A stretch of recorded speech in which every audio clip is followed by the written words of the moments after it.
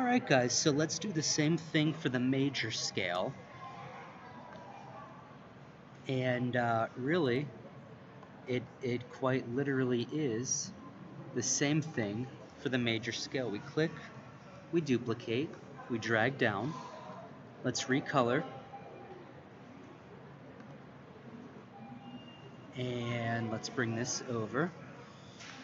Looks like maybe I had already started to think ahead on this a little bit. Color's a little off there.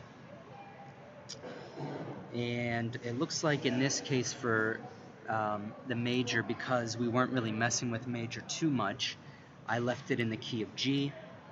Once again, that's the beauty of this system. It doesn't matter. I can open this up and move, I can unfold it, and I can move these notes anywhere I darn well please, and it will stay major and it will stay correct. So that's the great thing about this. Now, let's go ahead and select all. And let me just see something here. It looks like we are correct. We're going to control click up, and we're just going to add 2 octaves to it, so we have plenty of room to create and do what we need to do. Now we fold it. Now in G, every other, as we did before, there is your first chord of your major scale, right there. Let's go ahead and just elongate that a little bit just so you can see. And we're just going to go down the line as we did with the minor. Every other, every other, every other, every other, every other, oops, every other. And I keep saying that because I really want to drive home. It is that easy when you set it up like this, guys. It really is. And it's quite nice. It's a real nice little thing that we have here. It's real nice. I think it's nice, and I think it's great. And I think you're great, and I think everything's great. I think I'm so great, I went ahead and just did too many. Okay. First chord, second chord, third chord, fourth chord, fifth chord, sixth chord, seventh chord, octave, eighth chord, same as our one. So there we go, guys. You fold that up, you can move this anywhere you want, and as long as you stay in this system, meaning unfold it, keep these notes correct. Do not move these notes, meaning just let the pattern move like this. G major now becomes G sharp major. And as we move up with our arrow keys, G sharp major will become A major. A major becomes A sharp major, B, and C. And you can even see an easy cheat with this. C major scale has no flats and no sharps. So look, you know we're correct because there's no black keys that have been used or selected anywhere. Look at our chords. There's no black keys that have been used at all. So you know you're correct. So super awesome cheat, very easy.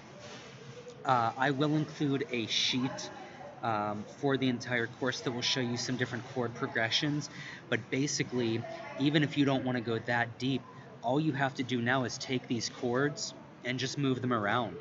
So, you know, for example, you could take this, save that as your template, right, for your major chords. So let's rename this major chords temp.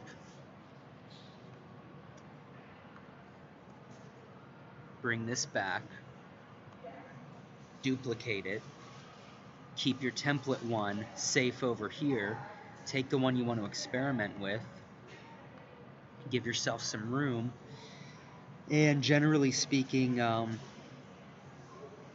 1-4-5 chord progression is nice. So a 1, 2, 3, 4, 5. A 1, 4, 5. So we could take these guys and take these guys, move them all over, and just have fun experimenting with that. Do we have a sound on here? We don't, so let's go ahead and drag a sound on.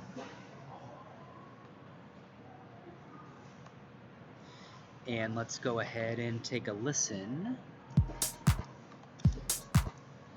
And it looks like this is probably a little bit too low from our bass register. Is it though? Maybe I just can't hear it. Bring it up. Bring all of this up. Actually, just select A. Shift up arrow. And it's probably happening too fast, is what I'm realizing right now. And you know what? That's cool.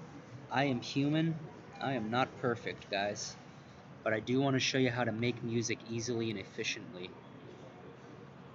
Especially if you're not a huge fan of theory like me and more about the groove. So, I'm realizing that it's not turned on. And now this is probably too high. So select, shift down. There we go. Sorry if that blasted you out. And what we can do is basically take that and just loop it. You can even solo it. It's kind of a fun ice cream sound, isn't it? I'll show you a cool trick you can do too here. You can take this and go into like 1/4. Do control, click on the middle. Now that it's at 1/4, click on the middle, do Control E to turn this into 2 separate regions. Take your other chords, move them out of there.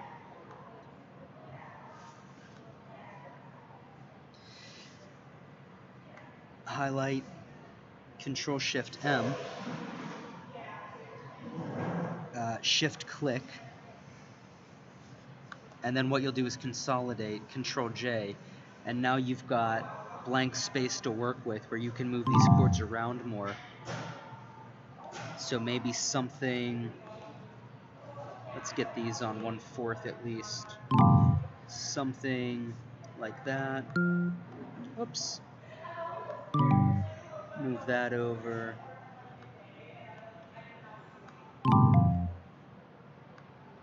Elongate the chord. And you could even elongate this chord. And let's see how this sounds.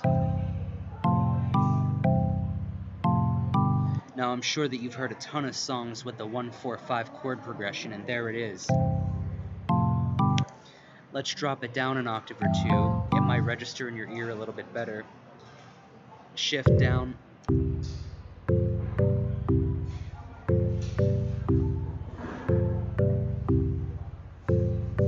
That's probably something that I'd maybe do a nice steel drum thing over.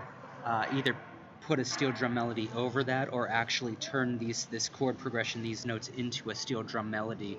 Either one hits like that on every downbeat, da, da, or maybe chop it up and make it like eighth note stabs.